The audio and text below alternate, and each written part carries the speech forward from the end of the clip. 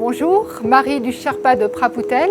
Aujourd'hui, je vous présente le fromage La Meule des Alpes, sélectionné par Sherpa et produite à la coopérative de Yenne. Venez, je vous y emmène.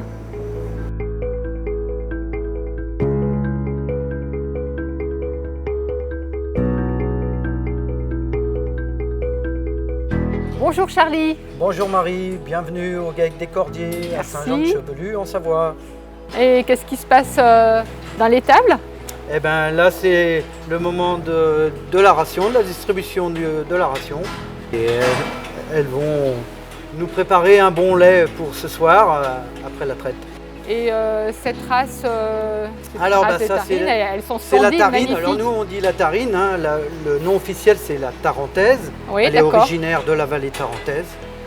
C'est une race magnifique. Notre lait donc est collecté pour être transformé en tome de Savoie et en meule de la dent du chat de Savoie. Et éventuellement aussi en raclette.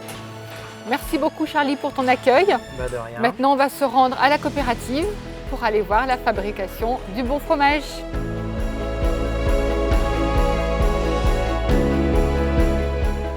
Bonjour Guillaume. Bonjour Marie. Donc ici on est dans les caves d'affinage de la Meule des Alpes. Donc au départ le lait arrive à la fromagerie par intermédiaire d'un camion. Il est ensuite dépoté dans un tank, puis passe en cuve.